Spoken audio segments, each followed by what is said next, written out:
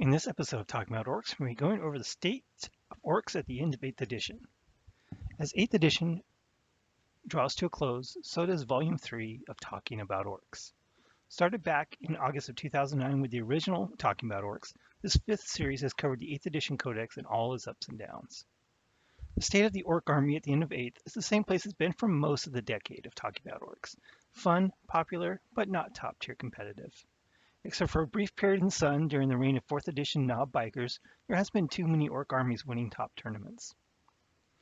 The biggest downside, in my opinion, of the codex is the vast disparity in the power level between the good and bad units.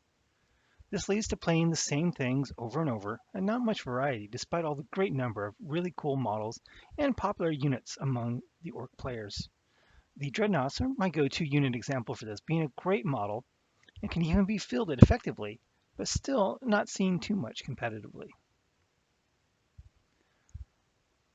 So the boost given by Village's Defiant was noticeable, creating, simply put, one of the best units in the game for point for point in the souped up Shaka. Also having access to the Cult of Speed was darn fun, even if rarely seen in competitive circles. I loved moving my bikes 32 inches. But despite the inevitable eye rolls when your opponent's most important unit is shot off the table by an 80-point model immune to retaliation, it still wasn't enough to boost the army overall. 8th edition in general didn't lend much to close combat armies, which is where the orcs are best. Even to the point where, for the most part, gunline and shooty orc armies were far more competitive than the horde. That's how I spent the last year playing my army, switching between freebooters and bad moons, implementing such powerful units as the aforementioned souped up Shaka, Ludas, the Gorkanauts, the new buggies, Dakajets, and so on. Oh, and can't forget the absolutely amazing Smash-A-Gun mech guns. But again, even a shooty orc army has its limitations, has problems with board control and objectives, despite being able to just pretty much table almost anybody. But then came Saga the Beast. And unfortunately, due to external circumstances, I have not been able to play a game using any of the new rules. But being so command point intensive, I really didn't expect a huge increase in power. There's a lot of really cool rules in Saga the Beast, but not enough, I think, to really change things. But with GW making the note that it was written primarily with 9th edition in mind, Saga might have a better legacy overall than even Village's Defiant did for the orc army.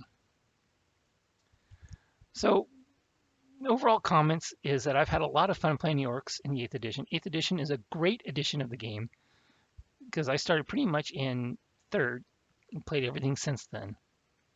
And 8th edition was really a lot of fun, even though it has kind of devolved into a gunline kind of edition without too many exceptions, unfortunately. But as I close out this 5th, but hardly final series of Talking About Orcs, I ask you to join me in the upcoming 6th series, going over 9th edition, Forge World updates, and anything else that comes out. And that series will begin very soon. Thank you.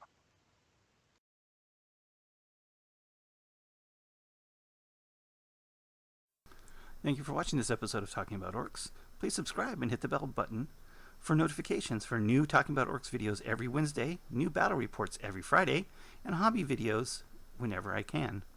Thanks for watching.